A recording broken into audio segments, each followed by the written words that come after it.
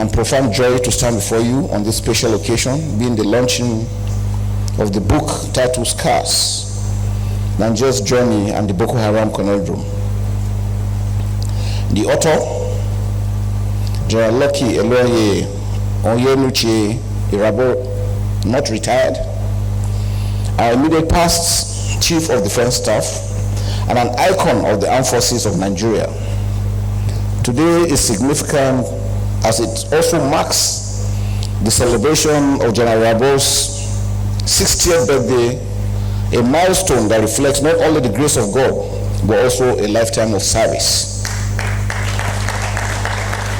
sacrifice, and enduring patriotism.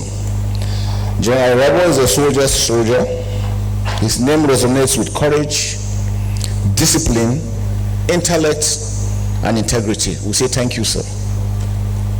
I stand here today not only as his successor, but also as one who has benefited immensely from his toil example, steady mentorship, and inspiring leadership. His footprints across our nation's military history remain indelible, particularly in the fight against insurgency and terrorism. And this book is what we're going to use as our précis. I had the privilege of also being the theater commander when he left years later. I was there for about 19 months. And the book captures everything that's going on, everything that has been wrong, and the solutions that are required to move forward. So it is for us as a nation to look at this clearly, faithfully, truthfully, in order to find solution to what is going on. And as it has been said, it is not only a military solution. From my experience, the military solution is just about 25-30% of the solution. General Mongono was here and he spoke about national cohesion.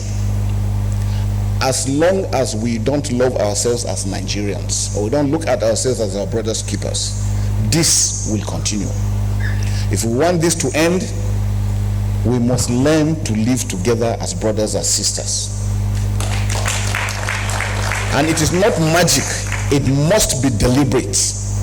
Countries have evolved over time because they've looked at it and realized, we have seen countries like Singapore, with all the challenges they had, they stood and said, look, it's either we stand and die or we work and develop, and they have worked and they have developed. If we want to move forward, we must deliberately, consciously make Nigeria great. No one else will do it. I'm sure we remember not long ago some people had prophesied that by 2015 Nigeria was going to disintegrate. It's not just a mere say. They had what they were looking for, and I'm sure they're surprised that Nigeria is still standing and still standing strong. It shows the resilience of us as Nigerians, but we must go further than that. Boko Haram can be defeated. It is a whole of society approach to the solution. It's not a one-off thing. Like I said, it must be deliberate. Where we got to where we are today, when it started, it should have been nipped in the bud. Asymmetric warfare is a different kind of warfare to conventional kind of warfare. Conventional, you are dealing with states. Asymmetric warfare, the enemy is within. It could be your brother, it could be your father, your mother. The enemy is within. And identifying him is one aspect. And because they are dealing with ideology, it's not written on the forehead, it's within his mind. So you must find solution to the mindset of the people that are doing these things. And also look outward, because there are also people from the outside that are ready to ensure that they continue to succeed and the country continues to fail. We must not allow them succeed. And I'm sure working together, we will continue to win. His footprints across our nation's military history remain indelible, particularly in the fight against insurgency and terrorism. Even in retirement, he has continued to add his quota to solving the security challenges facing us as a country.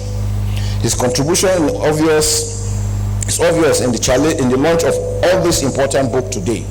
We just had the African Chief of Defense Staff conference, and he was there to bring his vast knowledge and experience to bear. And I can tell you it made a lot of difference, because all the chiefs of defense staffs that came, over 32 of them from African countries, knew that we as Africans need to take the challenges, need to take what is going on our own without having to wait or rely on any other person from somewhere to do that for us. It's on this note that I will also be giving some of my views on the way forward for national security in Nigeria. As we are aware, the security challenges across our country today is multifaceted and dynamic. Therefore, our national security approach must be dynamic and inclusive, engaging all sectors of society through a whole of society strategy. The current view of national security being strictly a responsibility of the security agencies need to be readdressed. We also need to strengthen our institutions such as the judiciary to speed up the process of bringing culprits to book. Furthermore, the capacity of all security agencies must be persistently enhanced to ensure that they all play their statutory roles professionally and diligently. The family institution is also critical to the national security of our nation. The failure of the family values is also affecting what is going on in the country as we speak today. We must therefore ensure that the national security starts with the family, because it's the unit of every community. This can only be achieved through a deliberate, sustained national orientation strategy with focus on educational programs across all strata of learning. Community engagement with local communities to build trust and help gather necessary intelligence is also very necessary. While in Maiduguri, that was the approach we took. We made everybody in the Northeast to understand that for us to win, everyone has a role to play. If you're a market woman, if you're working at the motor park, if you're a church leader or in the mosque, you have a role to play. And working together, we were able to succeed. This can only be achieved through the deliberate sustained national orientation strategy with focus on educational programs that call all strata of learning, community engagement with local communities to build trust and help gather intelligence is also very necessary. Such cooperation builds a sense of togetherness and facilitates patriotism from the grassroots. The integration of technology is also vital to national security, as leveraging technology will enhance security surveillance and response, particularly due to our large land mass and population. Our borders, as you understand, very porous, over 4,000 kilometers. 1,500 kilometers border with Niger Republic, part of our main issues that we are having. Also important necessary is regional cooperation and collaboration, because we can't do it alone. The multinational joint task force is working seriously. We need to enhance the capacity as well as the joint operations. The multinational task force in Chad remains a successful model for collective action against insurgents exploiting porous frontiers due to the effect of the worsening security situation in the Sahel, climatic effects. Lastly, and most importantly, we must all collectively address the root causes of insecurity, such as poverty, unemployment, and lack of education. We must also ensure that citizens do not feel voiceless, helpless, or marginalized. By working together with the government agencies, civil society, and international partners, we can build a safer and more prosperous Nigeria. With those brief views, I want to once again congratulate General Irabor on the launch of this wonderful piece of literature and celebrate him at 60. Let us draw inspiration from his journey, as his life reflects discipline, humility, courage, and unwavering faith in Nigeria.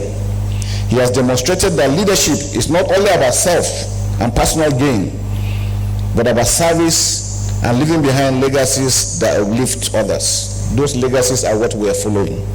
I want to take this advantage to also talk to Nigerians that the armed forces of Nigeria is committed to ensuring that Nigeria is secured and is safe.